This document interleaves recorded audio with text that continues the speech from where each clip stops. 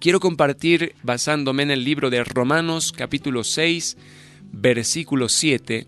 Romanos capítulo 6, versículo 7, el tema de hoy titula Muerte al pecado. La Escritura dice, porque el que ha muerto ha sido justificado del pecado. Y si usted lee todo el libro de Romanos, vamos a leer del capítulo 6 de Romanos, vamos a entender lo que nos dice el libro de Romanos capítulo 6, versículo 7, para que usted comprenda y entienda.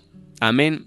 Yo en este momento quiero compartir específicamente basado en el versículo 7 de Romanos 6 que dice, porque el que ha muerto ha sido justificado del pecado, porque el que ha muerto ha sido justificado del pecado. Y en esta discusión o en este tema vamos a hablar acerca de varios puntos. Por ejemplo, cuáles son los diferentes tipos de muerte que menciona la Biblia, pero también qué tipo de muerte es el que está descrito en este verso que dice, el que ha muerto ha sido justificado del pecado.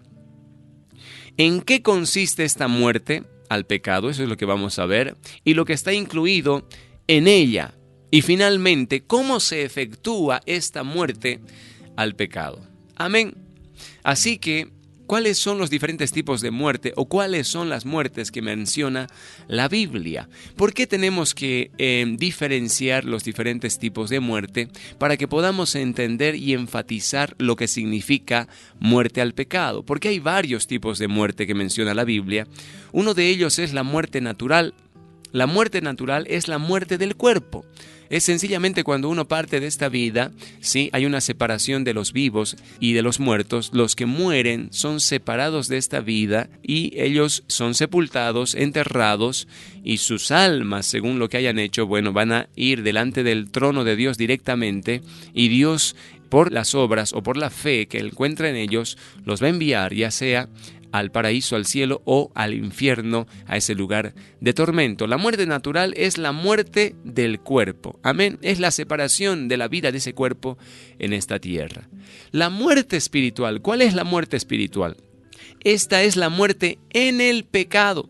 Y quiero que usted vaya haciendo la diferencia de esta frase, o entienda bien esta frase. Amén. Concéntrese en esta frase porque dice la muerte en el pecado. Esa es la muerte espiritual. La muerte en el pecado consiste en la depravación total o un estado de completo alejamiento de Dios. Es la depravación total o un estado de completo alejamiento, ¿sí? Enajenación también de Dios. En esto consiste la muerte espiritual, una depravación total. Pero también la Biblia nos habla de la muerte eterna. ¿Cuál es la muerte eterna? Esta consiste en la interminable maldición y castigo de Dios. Una vez más, la muerte eterna consiste en la interminable maldición y castigo de Dios sobre todos aquellos que han sido enviados al infierno. Todos aquellos que han sido separados de Dios por siempre y para siempre. En esto consiste la muerte eterna. Y finalmente vemos la muerte al pecado. Amén. No quiero que usted confunda la muerte en el pecado de la muerte al pecado. Son cosas completamente distintas, diferentes, antagónicas, ¿sí? Una es contraria a la otra. Como los polos están opuestos, de esa misma manera, ¿sí? La muerte en el pecado es una cosa y la muerte al pecado es otra cosa. Veamos el tipo de muerte que se menciona en este texto. La muerte de la que se habla aquí es manifiestamente una muerte al pecado. Esto es muy evidente a partir del contexto de toda esta escritura. Al cierre del capítulo de Romanos, capítulo 5, Pablo había estado hablando de la sobreabundante gracia de Cristo y comienza el 6º capítulo diciendo, ¿qué pues diremos?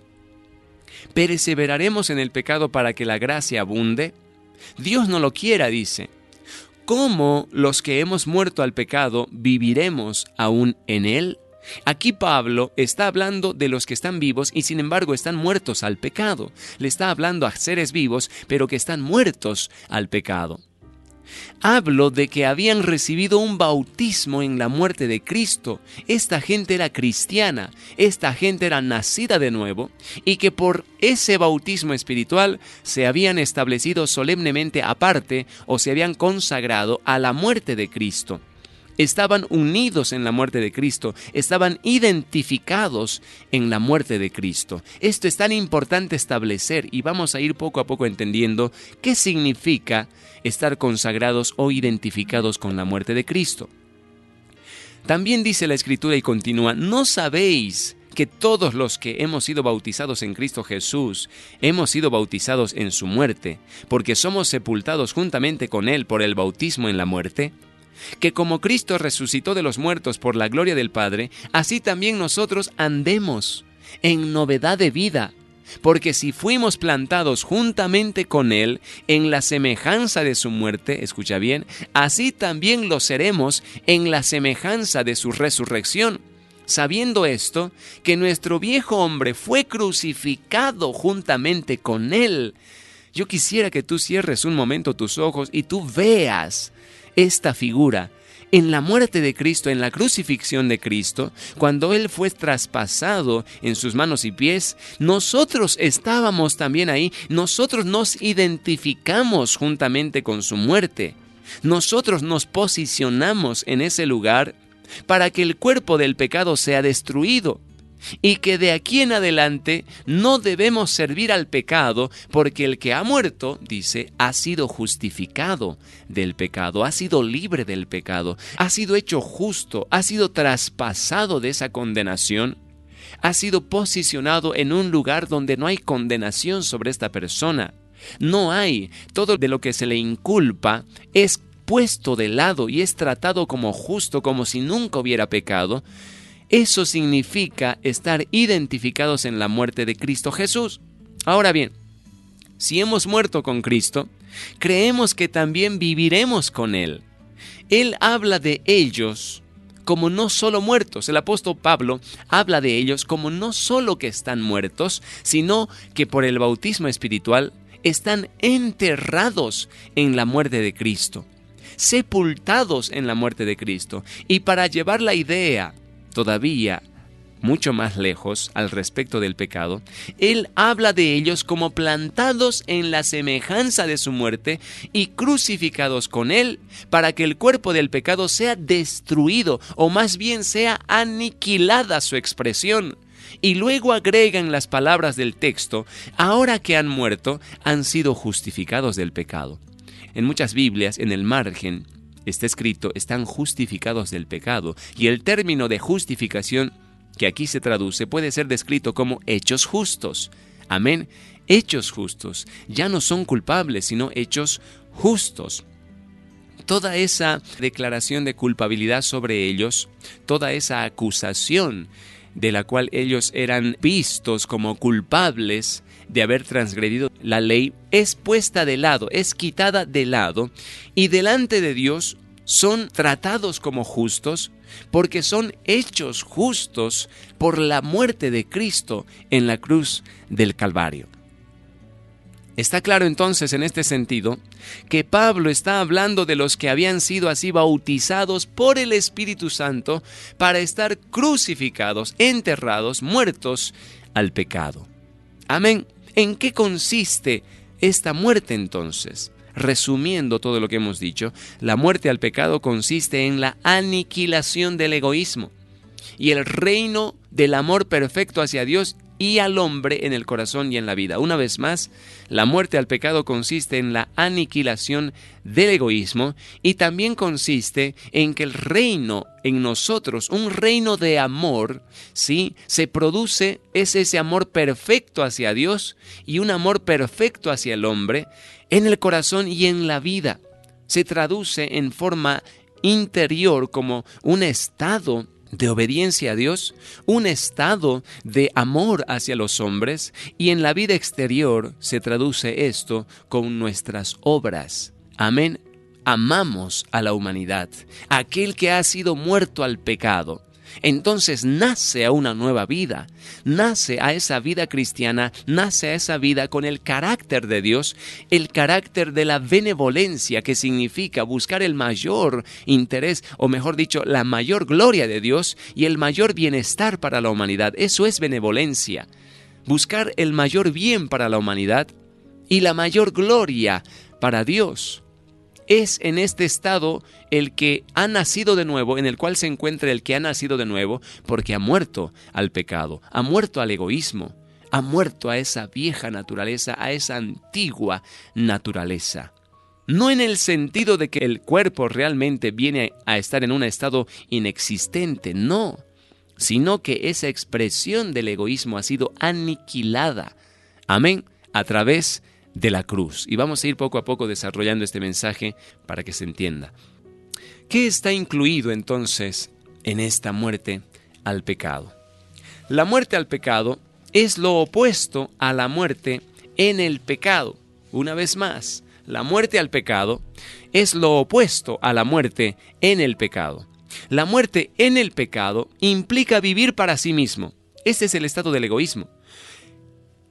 Implica vivir para sí mismo o estando muertos a la gloria y los intereses de Dios y solo estamos vivos para nuestra propia gloria. Esa es la muerte en el pecado. Pero la muerte al pecado implica lo contrario de esto. Implica una muerte a nuestros propios intereses y a la propia felicidad como un fin a ser perseguido. Y la vida en su totalidad está dedicada para la gloria de Dios y para la edificación de su reino. La muerte al pecado implica una muerte a nuestros propios intereses y a la propia felicidad, como un fin que uno está persiguiendo en toda la vida. Amén. Entonces, como uno está muerto al pecado, esta nueva vida resucitada en su totalidad está dedicada para la gloria de Dios y para la edificación de su reino. La muerte en el pecado implica una voluntad opuesta a la voluntad de Dios. Hablo aquí de un estado fijo, de un estado permanente de la voluntad en oposición a una sola voluntad particular, la voluntad de Dios. Un comportamiento en este estado no es en absoluto por influencia de esta voluntad de Dios, no, más bien nunca se ha sometido a la voluntad de Dios. Y por lo tanto el conocimiento de la voluntad de Dios no es motivo influyente para determinar las acciones de la gente egoísta, de los pecadores. Pero la muerte al pecado, escucha bien, implica una voluntad totalmente subordinada y bajo el control de la voluntad de Dios. Hablo ahora también de un estado de voluntad. Este estado de voluntad, aquel que ha muerto al pecado, no tiene otra voluntad. No tiene otra voluntad sino solo la voluntad de Dios en todas las cosas que deben hacerse en esta vida. Si colocamos delante de una persona cualquier pregunta en la que se pone en duda con respecto a cuál es la voluntad de Dios, la persona entonces se encontrará en condiciones de decidir sobre un curso de acción. Lo primero que tiene que hacer esta persona es indagar, investigar cuál es la voluntad de Dios y someterse a esa voluntad. Entonces estamos delante de un convertido, estamos delante de uno que ha sido justificado, delante de uno que ha sido regenerado, amén, ha sido salvado, ha pasado de muerte a vida. ¿Por qué? Porque ha estado delante de él esta visión grandiosa de la voluntad de Dios y se ha sometido a ella. Esto es nacer de nuevo, hermanos. Nacer de nuevo no solamente es levantar la mano y hacer una oración y repetir la oración de fe, no. Nacer de nuevo es un sometimiento completo, total, decisivo, permanente, bajo la voluntad de Dios, a la voluntad de Dios. Es una decisión de vivir, de consagrar nuestra vida bajo esa voluntad, bajo esas leyes, bajo esos mandamientos. Esto es nacer de nuevo y se comprueba en la vida de una persona que solamente vive para obedecer y para agradar a Dios. Todo lo que hace es una adoración. Todo el tiempo lo que está haciendo esta persona es una confirmación de que en algún momento ha muerto a su voluntad y ahora ha resucitado y está viviendo bajo la voluntad de Dios, bajo la voluntad de ese gobernante. Por eso dice la Biblia, buscad primeramente el reino de Dios. Lo que significa es Haz de Dios el rey de tu corazón. Busca vivir bajo este gobierno. Eso es, buscad primeramente el reino de Dios y su justicia, dice. En otras palabras, busca el perdón y busca la santificación que provienen de Él. Y vamos a remarcar esta idea. En un estado de muerte en el pecado, la voluntad de Dios para el pecador no se presenta como el gran y único influyente motivo para decidir sobre su voluntad. Un hombre en este estado tiene, como decimos, una voluntad propia. El pecador decide sobre su propia responsabilidad, en su propia fuerza, y del todo a la vista, todo lo que él hace, lo hace por razones egoístas, porque ha confirmado ese estado en su corazón. Independiente de Dios, Él es dueño y señor de su propia vida.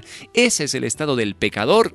Él vive bajo su propia voluntad, su propio criterio. Él come del árbol del bien y del mal y hace lo que bien le parece. Lo que es bueno, Él lo admite, Él lo pone delante de su vista. Lo que es bueno, Él va a decidir que es bueno y Él va a decidir que es malo. En otras palabras, vive bajo su propia voluntad, bajo sus propios criterios, bajo su propia inteligencia, en su propia fuerza. Y todo lo que hace, lo hace por razones egoístas. ¿Por qué? Porque lo hace independientemente de Dios. En cambio, uno que está muerto al pecado, al habérsele revelado la voluntad de Dios, rinde su voluntad a la voluntad de Dios. Él no decide nada en vista de razones egoístas. Y la voluntad de Dios ha llegado a ser la razón del control que motiva su conducta. Deje que esta persona sepa lo que es la voluntad de Dios en el caso, y su voluntad estará rendida como una pluma al viento. Las personas serán llevadas por la guía de Dios, serán dirigidas, serán conducidas por la ley de Dios. Su palabra será el timón, aquello que va dirigiendo esa embarcación, la ley de Dios. Y son guiados y son llevados de aquí para allá como una pluma en el viento, ¿verdad? No se resiste, no lucha contra el viento es más fuerte que ella. Pero ella se rinde y se deja llevar. De la misma manera, el que ha nacido de Dios, el que se ha convertido, ha rendido su voluntad para vivir bajo la voluntad de otro. Amén. Y es así que es llevado y guiado y dirigido en todo su caminar.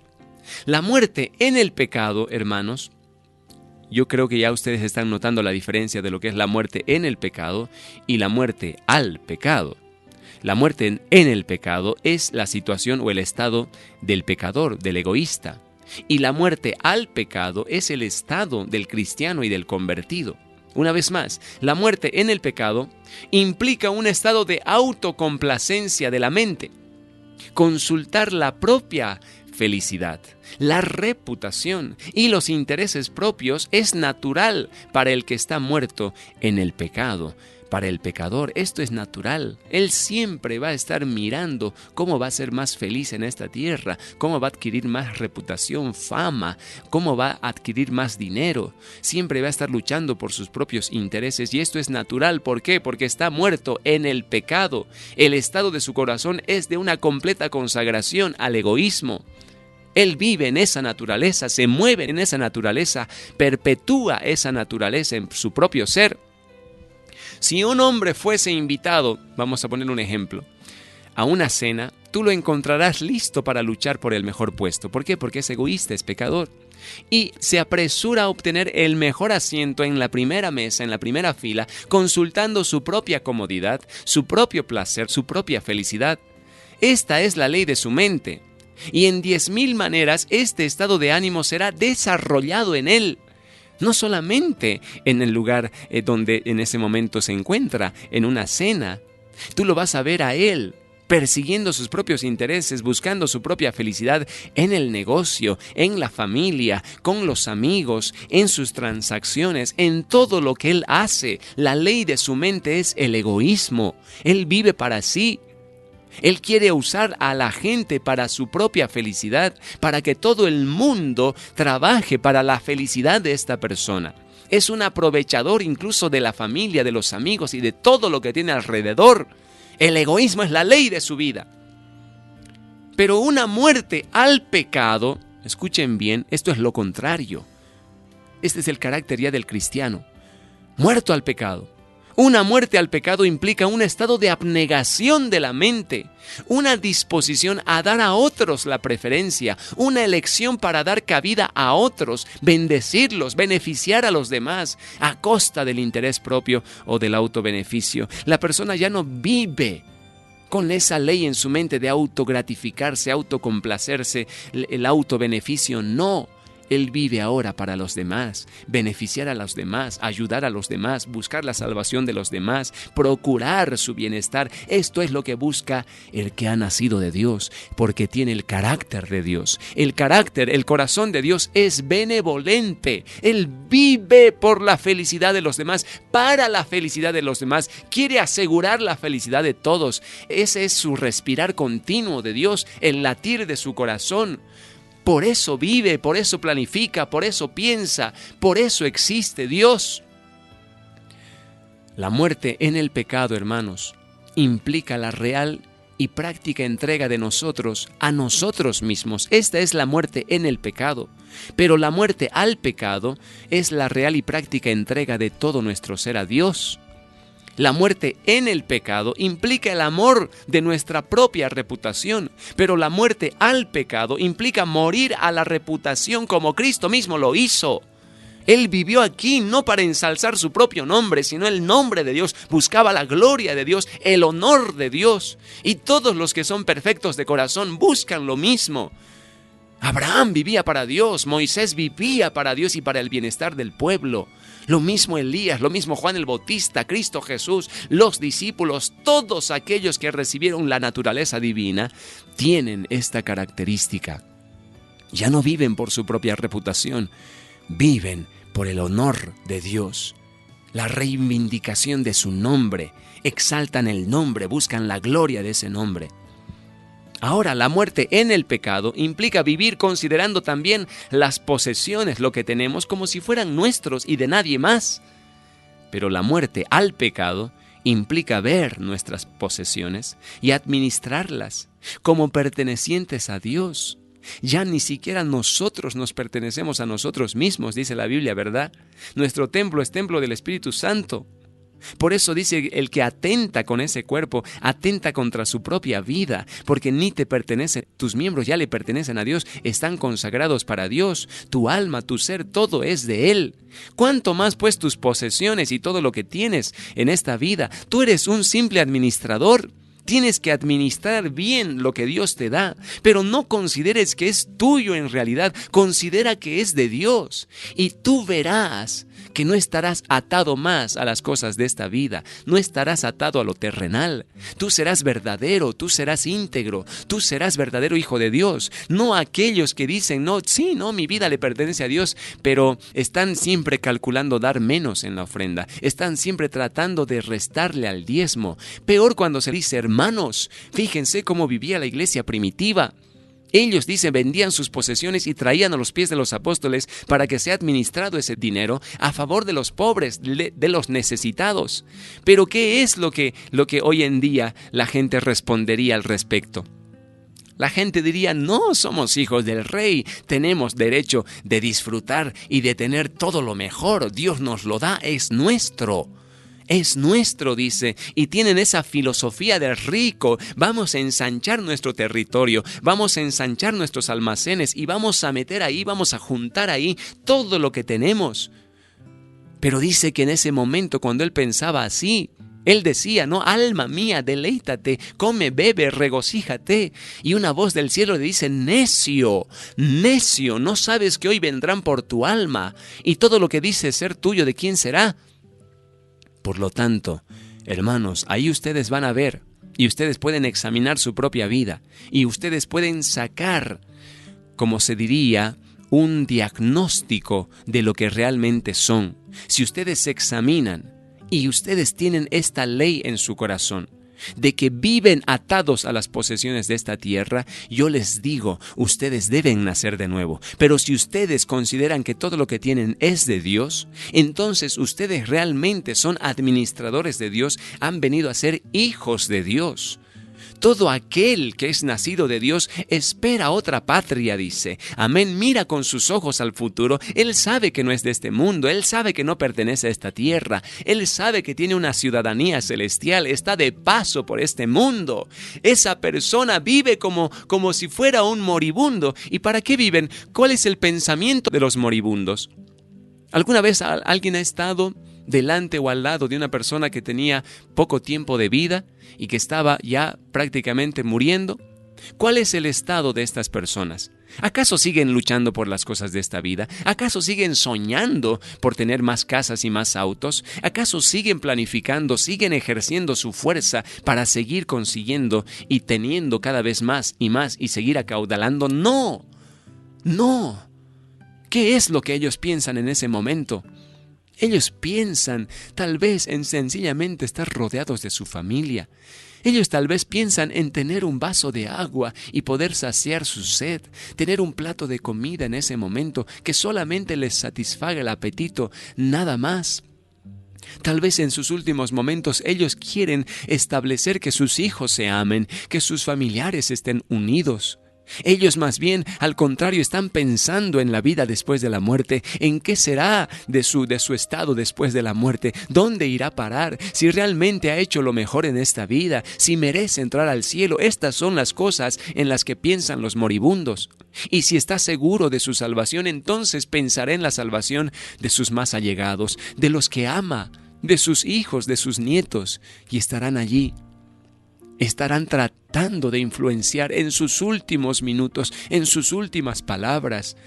Cada palabra de ellos está bien calculada, está medida como para sensibilizar el corazón de la gente, para que su último deseo tal vez se cumpla. En eso piensan los moribundos, no están aquí luchando todavía por las cosas de esta vida. Y así es el carácter del cristiano, así es el estado, el corazón del Hijo de Dios. No está aquí para luchar por las cosas de este mundo. Es más, dice, no pongan su mirada en las cosas de la tierra, sino en las cosas del cielo, no en las cosas perecederas, sino en las cosas eternas. ¡Aleluya!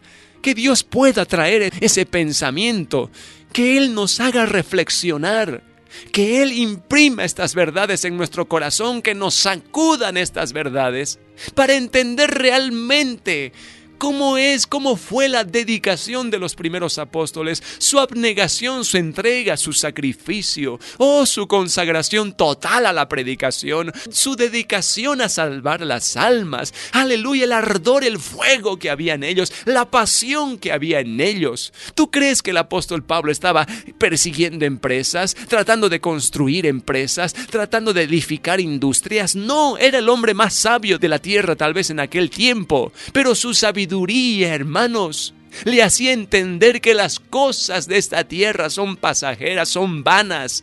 No vale la pena estar desgastándose, enfermándose por las cosas de esta tierra. No, vale la pena vivir para Dios, buscar los intereses de Dios, enamorarse de su palabra, llevar adelante esta gran empresa de la salvación de los perdidos.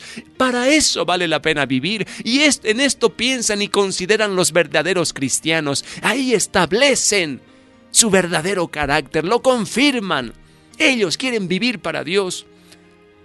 La ley de su mente es la benevolencia. ¿Qué podemos hacer para alcanzar más almas? ¿Cómo podemos trabajar? ¿Qué mecanismos usamos? ¿Qué medios? Ellos saben que el Espíritu Santo es tan importante, la oración es tan importante, el ayuno es tan importante, pero al mismo tiempo la abnegación, el sacrificio, el no estar apegado a las cosas de esta vida. Ellos solamente viven con lo que el día les puede deparar. Ellos viven con lo suficiente. Si van a necesitar alimento, llevarán lo suficiente. Si tendrán ropa, será lo suficiente. Ellos no permitirán que nada los disuada, los distraiga de este gran objetivo. Su objetivo es llevar almas al cielo, agradar a Dios. Ellos se han dado cuenta que la mejor manera de adorar a Dios es llevarle almas, es llevarle vidas, es alcanzar a esa gente por la cual Cristo murió. Esta es la ley de su vida, hermanos. ¡Aleluya! Y así nosotros debemos vivir en esta tierra. La muerte en el pecado implica el dominio de la carne. y una voluntad en sujeción a la carne. Pero la muerte al pecado implica un sometimiento del cuerpo al alma, implica el mantener el cuerpo bajo dominio y ponerlo en sujeción a la razón, a la inteligencia, y que todos sus apetitos, propensiones, inclinaciones, afectos estén puestos en sujeción a la voluntad de Dios. Esa es la muerte al pecado. Someter todo lo que somos, pensamientos, motivos, intenciones, sentimientos, acciones, todo a la voluntad de Dios. La muerte en el pecado implica un estado de la mente que está influenciado por los objetos sensibles, por los honores, la riqueza, las opiniones y las cosas de este mundo, tanto como si su poseedor esperara vivir aquí para siempre. Así piensan los egoístas, así piensan los que tienen una mente carnal, mente terrenal. Piensan que van a vivir por cientos y cientos de años. Piensan que lo van a hacer. Tal vez, en algún sentido, ellos saben que el hombre podría vivir 80, 90 años, pero saben, ellos están tan apegados a las cosas de esta vida, como si pensaran o creyeran que van a vivir mucho más de eso, mucho más de eso. Ese es el estado de su mente. La muerte al pecado implica el abandono del mundo. Sustancialmente, como un moribundo, renuncia a esta vida. Sus riquezas, sus honores, sus diversiones, sus actividades, ambiciones, contiendas, envidias, todo eso está muerto. ¿Qué son estas cosas para él? Nada. Si él sabe que es un hombre moribundo, él no los prefiere, no va en busca de esto, él no los desea. Él tiene otros deseos. Él no los busca, no puede bajo estas circunstancias tenerlos. Él elige nada de los bienes de este mundo, sino las cosas que son realmente necesarias para las pocas horas o momentos que le queda en esta vida. Un poco de aliento para él es suficiente. Tal vez un par de cucharas de esas ricas sopas que siempre le ha gustado comer. Un poco de la amable atención de sus amigos. Son todo lo que queda para su deseo. Aleluya.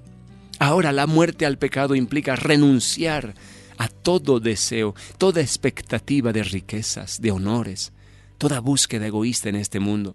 El hombre que ha muerto al pecado está tan absolutamente satisfecho, está tan alegre.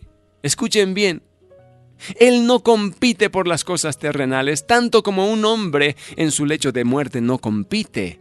Él tiene la misma esencia en su ser, los mismos pensamientos le invaden. Él tiene los mismos deseos que un hombre moribundo. Él no tiene fuerzas para su engrandecimiento terrenal o para ampliar y perpetuar su satisfacción egoísta. Tal es su vida como la de un hombre en su lecho de muerte que sabe que solo le quedan unas cuantas horas o unos cuantos minutos de vida. En resumen y en una palabra, ha dejado el mundo como un objeto de persecución. Como si realmente conociera que está condenado a vivir por una hora, ha entrado en una vida nueva, una vida eterna. Todos sus planes, deseos, objetivos son divinos y ya no son terrenales, ya no son diabólicos. ¿Cómo se efectúa esta muerte?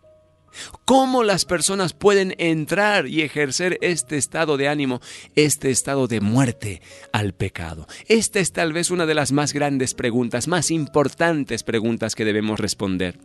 Escuchen bien, este estado de muerte al pecado no se consigue por la fuerza de nuestras propias resoluciones. Usted nunca va a morir al pecado simplemente por la resolución de morir al pecado. Es uno de los engaños más comunes entre todos los hombres, suponer que pueden estar en contra de la tentación por la fuerza de su propia voluntad, por la fuerza de su propia decisión, por la fuerza de sus resoluciones. ¡No! Pedro se creía capaz de seguir a Cristo hasta la muerte. Él decía: no te negaré, no te abandonaré, mi vida pondré por ti, Señor. Pero su resolución, su determinación, su fuerza de voluntad, como todas las otras meras resoluciones humanas, le falló a Pedro justo cuando más necesitaba el apoyo de esta voluntad. Le falló. Su determinación no fue tan suficiente, no fue tan firme. Un hermano dijo en una ocasión: he aprendido de mis resoluciones que son lo suficientemente firmes cuando no hay nada que enfrentar o no hay nada que soportar.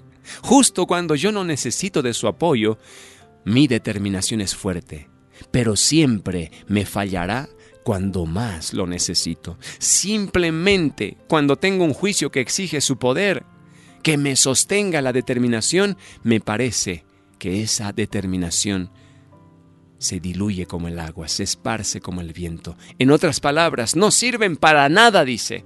La fuerza de voluntad no sirve para nada.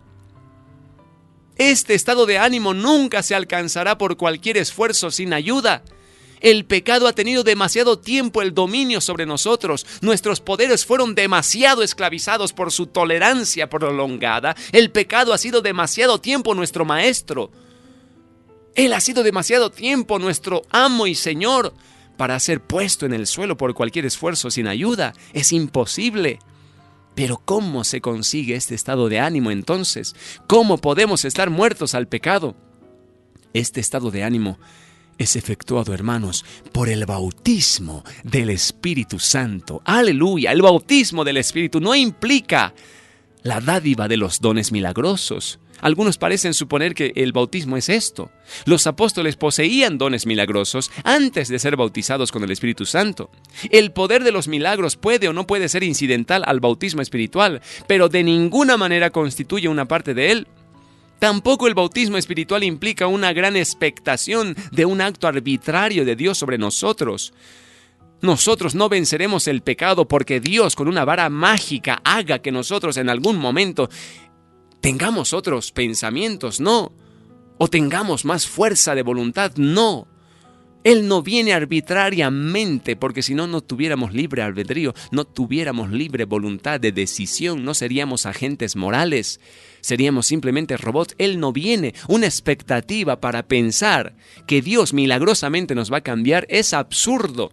En la Biblia no se puede ver tal hecho en nadie. Pero sí, escucha bien, implica un grado de influencia divina que purifica el corazón. Este es el bautismo en el Espíritu. Implica un grado de influencia divina que purificará el corazón. Los escritores del Nuevo Testamento usan manifiestamente el término bautismo como sinónimo de la purificación. El bautismo en agua es típico del bautismo espiritual. Bautismo espiritual es la purificación del corazón por el Espíritu Santo. Los dones milagrosos, gran emoción de la mente, un gran regocijo o grandes llantos sobre el pecado pueden ser incidental al bautismo espiritual, pero no son esenciales para este. Una persona puede ser bautizada en el Espíritu Santo, su corazón viene a ser purificado y muchas veces no hay milagros. Muchas veces no hay un gran regocijo o gran llanto, no. El bautismo espiritual viene sobre esta persona y de pronto su corazón es abierto a las influencias de la mente de Dios, a tal punto que se abraza a ellas por la fe. Por la fe. Vamos a ver el testimonio de uno de los más grandes hombres en la historia, J.B. Taylor. El 23 de abril del año 1822, él dice así: mientras él, o se escribe de él así, mientras él se dedicaba a la oración, sintió toda su alma con dulzura, dándose a sí misma a Dios, entregándose a sí misma a Dios. Tal dulce experiencia de darse a sí mismo y todos sus intereses por el tiempo en las manos de Dios, él dice, nunca antes lo había experimentado. Ahora suponemos que ese era el efecto del bautismo del Espíritu Santo. Él para siempre permaneció en un estado de ánimo. Este hombre permaneció en un estado de ánimo totalmente diferente a todo lo que antes había experimentado. Él vivía consagrado a Dios, vivía para Dios. Recibir el bautismo del Espíritu Santo no es de ninguna manera algo pasivo, sino que es activo. Es activo. Esta influencia está asegurada por la fe. La gente tal vez en su casa se pregunta, ¿cómo entonces recibo este bautismo del Espíritu Santo? Si ese bautismo va a traer pureza al corazón y a partir de ahí dejaré de pecar, a partir de ahí estaré muerto al pecado, pero vivo para Dios. ¿Cómo se experimenta este bautismo, esta influencia del Espíritu Santo sobre mi vida? La respuesta es sencilla, por la fe. La fe en Cristo, escucha bien, entrega la mente abierta a la influencia de su verdad y da al Espíritu Santo la oportunidad de presentar la verdad de manera tan dulce que trae a toda la persona bajo su poder. Esto es la fe. La fe, hermanos, es la confianza. Tú vienes ante Dios y le dices: Señor, yo quiero que mi vida sea llena. Yo quiero que mi vida sea influenciada por tu mente, por tu espíritu en mí. Yo quiero que tu ley esté escrita en mi corazón. Yo quiero recibir los deseos santos. Yo quiero recibir las influencias del cielo para que mi vida, Señor, te agrade, te obedezca. En todo momento yo esté rendido o viva rendida delante de ti. Esa es la fe. La fe simplemente viene delante de Dios y pone su confianza en lo que Él dijo que iba a hacer. ¿Qué es lo que Dios dijo que iba a hacer? Os bautizaré en mi espíritu, dijo. ¿Verdad? Hasta ustedes que son padres les saben dar cosas buenas a sus hijos. Si les piden pan, les van a dar pan. Si les piden un huevo, les van a dar un huevo. No les van a dar una serpiente ni un escorpión. ¿Cuánto más vuestro Padre en el cielo, dice, les dará el Espíritu Santo a los que se lo pidan? Aquí tú tienes que saber que es Cristo el que bautiza con el Espíritu Santo. Es Cristo el que bautiza con el Espíritu Santo. Y cuando Cristo bautiza con el Espíritu Santo, es la influencia divina descendiendo sobre ti, poniendo deseos santos, poniendo pensamientos santos. Su influencia siempre nos inclinará a lo correcto, a la obediencia de su ley. Ese es el bautismo del Espíritu Santo. Puede obtenerse por la fe. Puede obtenerse por la confianza en Dios. Cristo es el que administra las bendiciones espirituales, y esto es recibido por tomar posesión de su promesa. Él dijo: bautizaré con el Espíritu Santo. Entonces tú te tomas de esa promesa, te aferras a esa promesa, la buscas con todo tu corazón, y en un momento el cielo se abrirá y vendrá sobre ti esa influencia divina. El bautismo de los apóstoles por el Espíritu Santo en el día de Pentecostés ilustra claramente lo que estamos diciendo. Cristo les había prometido que debían ser bautizados con el Espíritu Santo dentro de no muchos días. Ellos se concentraron en esa promesa, esperaron en una constante actitud de oración. Eso es lo que tienes que hacer. Entra en tu recámara, entra en ese lugar o en la iglesia, en cualquier lugar donde tú te puedas tener ese encuentro con Dios, y en oración y en expectativa. Aleluya, dejando la puerta abierta en tu mente, dejando que esa fe se apodere de las promesas de Dios. Búscale.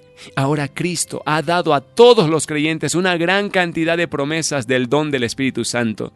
Tú lee la Biblia. Si tal vez tú no estás seguro de que esa promesa es para ti, ve en la Biblia, abre la palabra en el Antiguo y en el Nuevo Testamento. Él ha dicho que el Padre está más dispuesto a dar a su Espíritu a los que se lo piden, incluso más dispuesto que los padres terrenales en dar buenas dádivas a sus hijos. Este Espíritu es el agua de la vida prometida en la palabra. Está tan abundante prometida en la Biblia, tanto en el Nuevo y en el Antiguo Testamento. Esta agua de vida es el Espíritu Santo de Dios. Esto todo el mundo sabe si ha considerado con atención el verdadero significado de estas promesas. Y ahora, si quieres entrar en este estado de muerte al pecado, en esta muerte al pecado de la cual habla el apóstol Pablo en el capítulo 6 de Romanos, debes ser bautizado con el Espíritu Santo.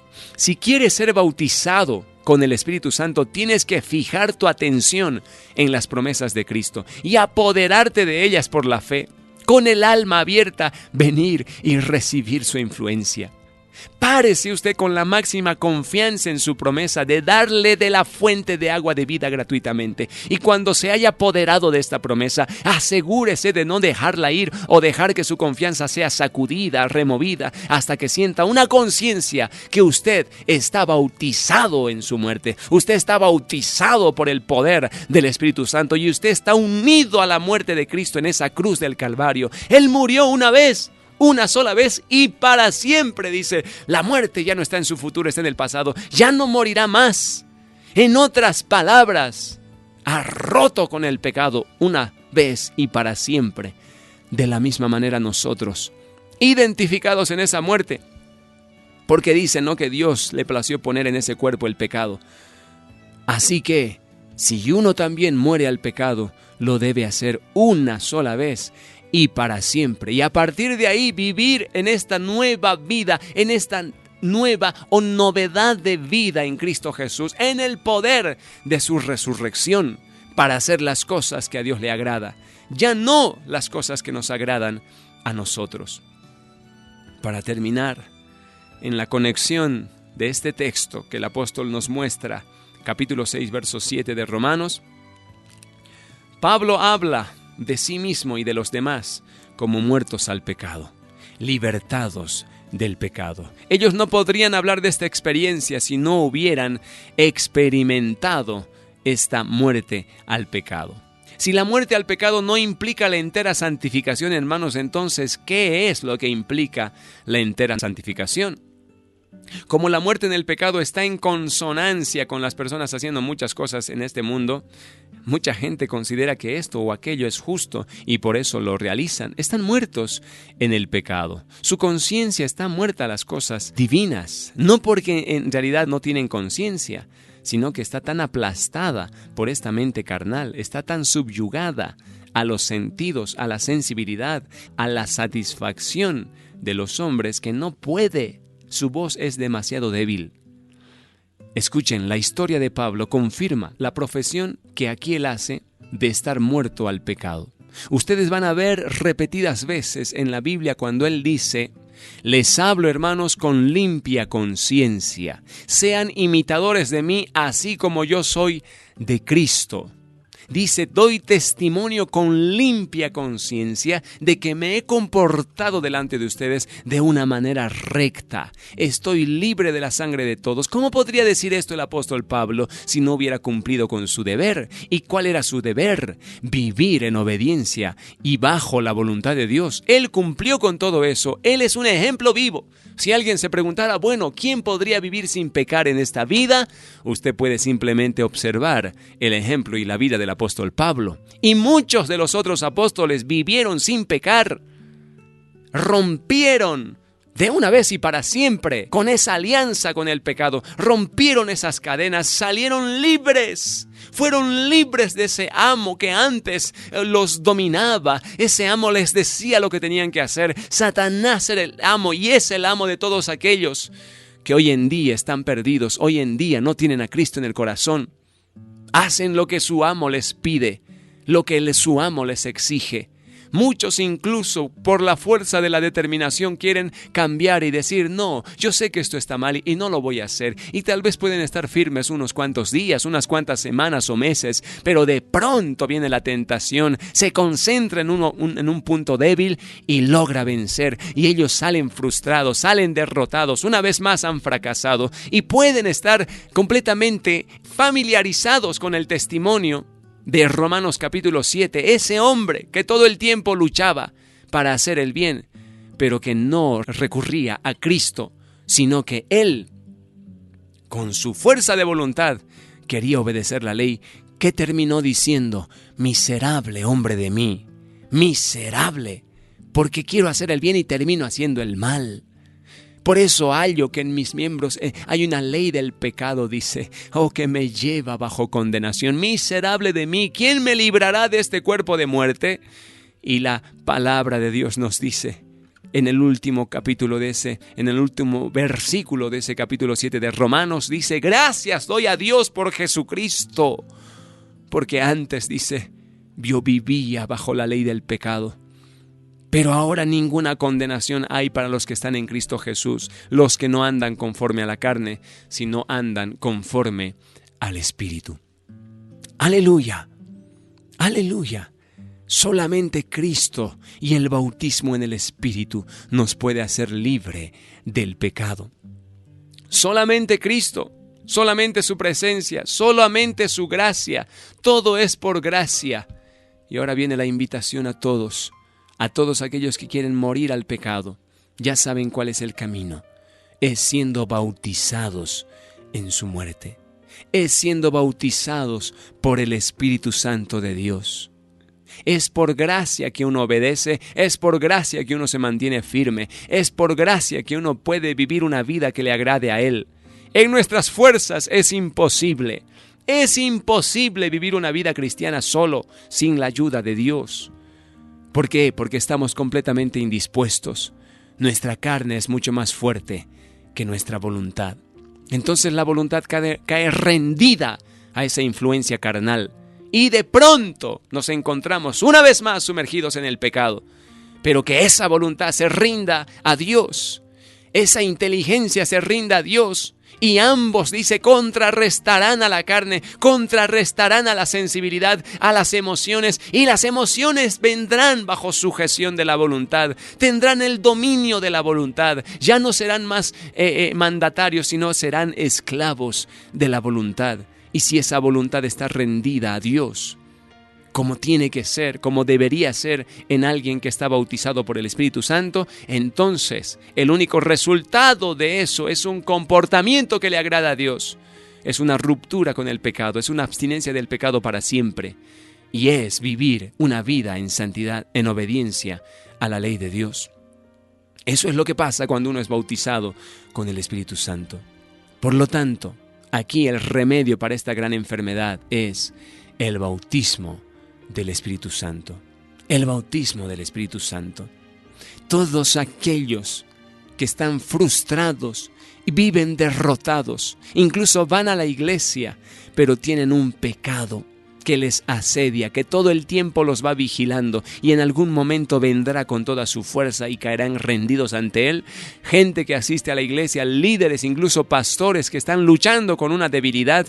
La respuesta, la solución, el antídoto para esto es el bautismo del Espíritu Santo. ¡Aleluya! No es por fuerza ni por ejército, decía el profeta, sino por mi espíritu, ha dicho Jehová de los ejércitos. Por eso Dios los preparó a los discípulos para su partida. Les decía, yo me iré, pero vendrá otro, igual que yo. El Espíritu Santo de la promesa. Él los llenará, Él los guiará, Él será su fuerza, Él les mostrará el camino, Él hablará de mí. Cada vez ustedes llegarán a ser más santos. ¿Por qué? Por el Espíritu Santo que pondrá mi ley en sus mentes, mi ley en sus corazones. Él pondrá deseos profundos de agradar a Dios. ¡Aleluya! El Espíritu Santo es enviado para eso. El Espíritu Santo es enviado para eso. Es la misma vida de Dios en nosotros. Son sus influencias, son los pensamientos, emociones de Dios. Aleluya, sentimientos de Dios. Por eso el que ha sido bautizado con el Espíritu Santo habla como Dios habla, piensa como Dios piensa, siente como Dios siente. Porque está completamente poseído, rodeado de Dios. La gloria de Dios viene a ser su ambiente para esta persona.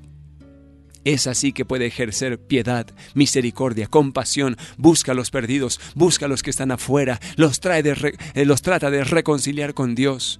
Trabaja para esto, se esfuerza, enseña en la iglesia, quiere levantar nuevos obreros, quiere enviarlos al campo de trabajo, a los campos de operación. ¿Por qué? Porque piensa como Dios, piensa como Jesús. Jesús también tenía ese pensamiento. Él enviaba, Él preparaba, capacitaba, enviaba. ¡Aleluya! ¡Aleluya! Esto hizo con los apóstoles y estos cambiaron el mundo. Ese es el camino, esa es la estrategia de Dios. Eso traerá un punto final al pecado en nuestras vidas. Eso nos transformará en verdaderos hijos, en un verdadero instrumento en las manos de Dios. Amén. La invitación que quiero hacerte es muy sencilla. Más adelante, en los mismos versículos del capítulo 6 y el capítulo 7 de Romanos, tú vas a observar que dice, hermanos míos, ¿cómo podéis presentar nuevamente vuestros miembros? Miembros que han sido librados del pecado. ¿Cómo podéis una vez sujetarse, dice? ¿Cómo podéis estar otra vez bajo esclavitud? ¿Cómo podéis nuevamente coquetear y jugar con el pecado? ¿Cómo pueden someterse a la persona de la cual han sido libres? Hermanos, ustedes tengan la figura de que éramos esclavos. ¿Alguna vez has debido ver alguna película de esclavos o has leído acerca de la esclavitud en Inglaterra, en Estados Unidos? Y cuán triste, cuán desdichada es la vida de los esclavos. Cuán aprisionada, cuán fuerte es el castigo sobre ellos. Cuán terrible es el trato que reciben de sus amos. Son esclavos, no son esclavos por amor, son esclavos involuntarios, quisieran ser libres, pero no pueden. Pero dice la Biblia, aleluya, que Cristo vino a romper esas cadenas. Cristo vino a abrir esas puertas de prisión, a dejar libres a todos aquellos que querían salir libres.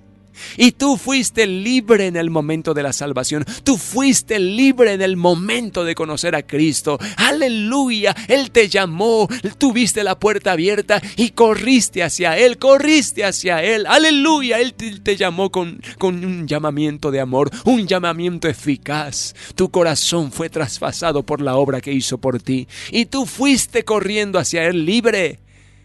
El apóstol dice, ¿cómo es posible después de que Él te ha recibido?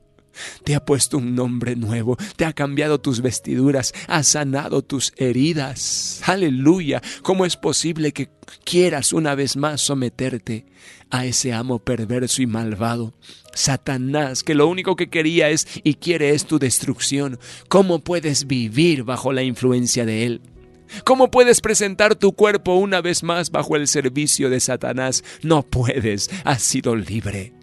Lo único que Él te dará es destrucción, es muerte eterna. Lo único que Él te dará es como pago la destrucción de tu familia, la destrucción de todo lo que tú amas. No puedes estar bajo sujeción, no puedes ponerte bajo ese yugo, no puedes una vez más ofrecer tus manos para ser encadenadas. No, has sido libre, eres libre, no hay condenación más para ti. Este nuevo amo que es Cristo Jesús no te devolverá. Si tú has corrido hacia Él, Él te recibirá. Él romperá tus cadenas. Él quebrará esas ataduras. Aleluya, Él te admitirá como hijo. Entrarás en su templo, entrarás en su palacio. Serás atendido como hijo. Aleluya, Él te ha adoptado. Su sangre te ha hecho libre de todo eso. Por eso el apóstol dice, es inadmisible. ¿Cómo es posible que entreguéis vuestros miembros una vez más a la injusticia? No, no hagas esto. Más bien presenta tus miembros como instrumentos de justicia. Porque ya no estás más muerto en el pecado. Estás muerto al pecado, pero vivo para Dios. Lo que te espera ya no es la condenación, lo que te espera es la vida eterna. Por lo tanto, dice, ponte firme en esa nueva identidad. Presenta tus miembros como miembros de justicia. Que tus ojos no miren lo que es el pecado, porque ahí los estás ofreciendo como instrumentos de injusticia. Que tus manos, que tus oídos, que tus pies no corran apresuradamente al mal, no, más bien corre hacia el camino de justicia y lleva a otros contigo. Eso es lo que nos está diciendo el apóstol. ¿Por qué? ¿Por qué habla de los miembros? Porque este cuerpo puede prestarse ya sea a las influencias de Dios o a las influencias del diablo. El diablo va a trabajar a través de la carne. La carne quiere satisfacerse, la carne quiere complacerse. En una y otra manera quiere complacerse, quiere autogratificarse. La sensibilidad se convierte en un amo tirano y quiere que les complazcan en todo. Pero no puedes vivir gobernado por la sensibilidad, no.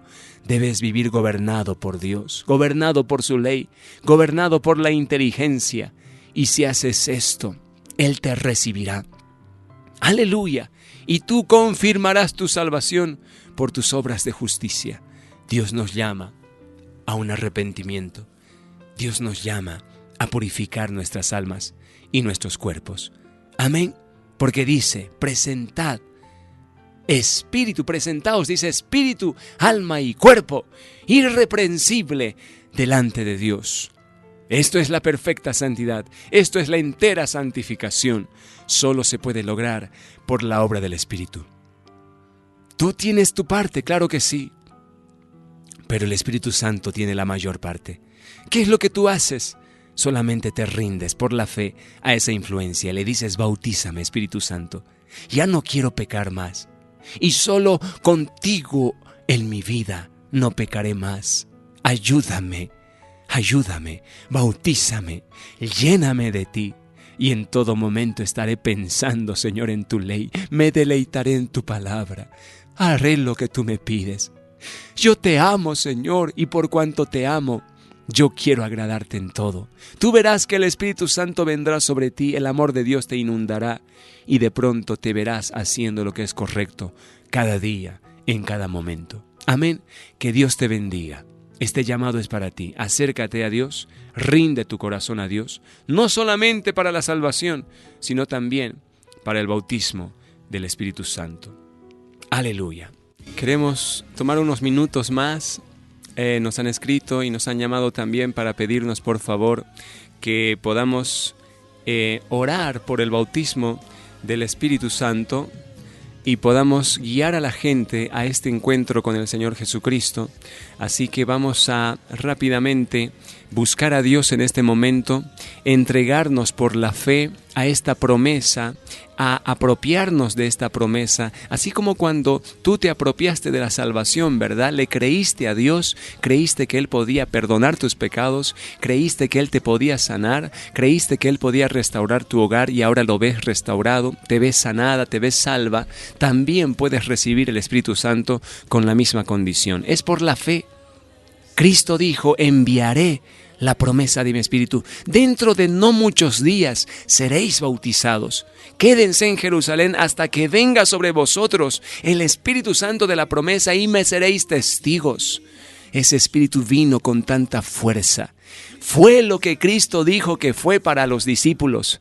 Fue la fuerza, la energía, fue la esperanza, fue el fuego, la pasión por Dios y por su causa. Y fue también la persona del Espíritu Santo el que los mantenía viviendo en santidad. Amén. Así que vamos a cerrar nuestros ojos un momento y vamos a pedir a Dios por este bautismo.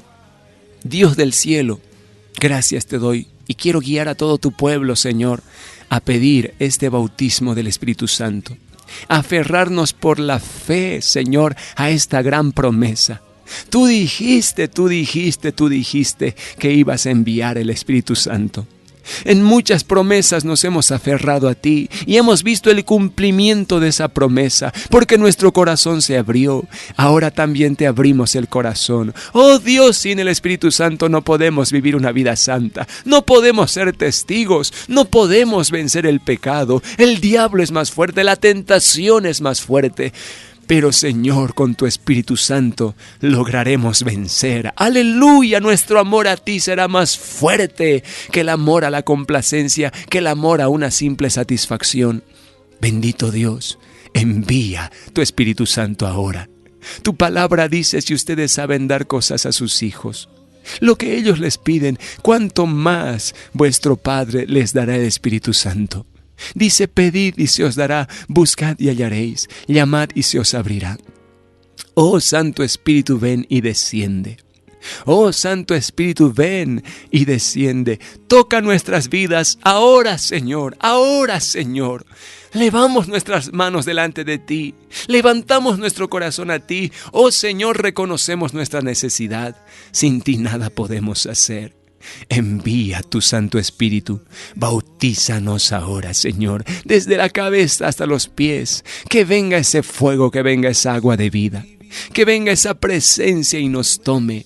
En el nombre de Jesús, en el nombre de Jesús, que muchos reciban ahora mismo el viento de Dios apoderándose en esa habitación donde estás, en ese lugar donde estás. Venga el bautismo del Espíritu Santo ahora. El bautismo prometido, que Cristo lo envía desde el cielo. Ahora mismo es agua de vida, ese aceite del cielo sea vertido sobre tu cabeza, sea vertida sobre tu alma y tú seas renovado, tú seas vivificado. Aleluya. Tú recibas la mente de Dios ahora, el gobierno de Dios sobre tu vida. Eso es el bautismo, es un bautismo de pureza, es un bautismo del gobierno de Dios sobre ti. Que venga sobre ti, hermano, que venga sobre ti, hermana. Pídelo, síguelo pidiendo y recíbelo.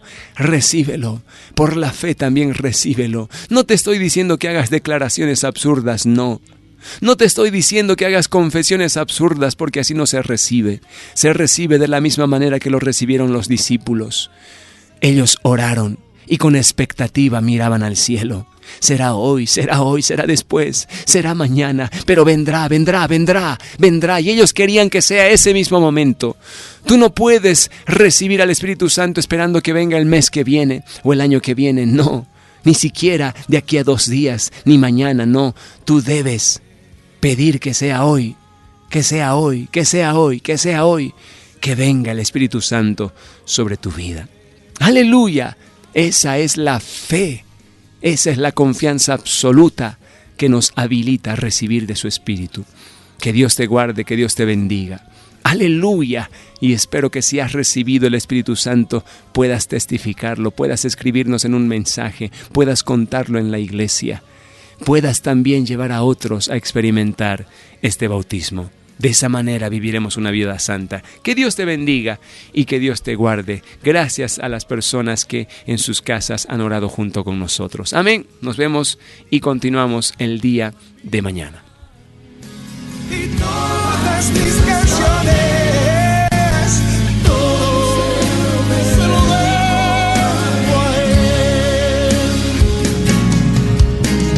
Todo se lo debo a él. Pero todo se lo debo, todo se lo debo a él. A ti, Jesús, mi vida, mi sustento, mi fuerza, mi esperanza, todo se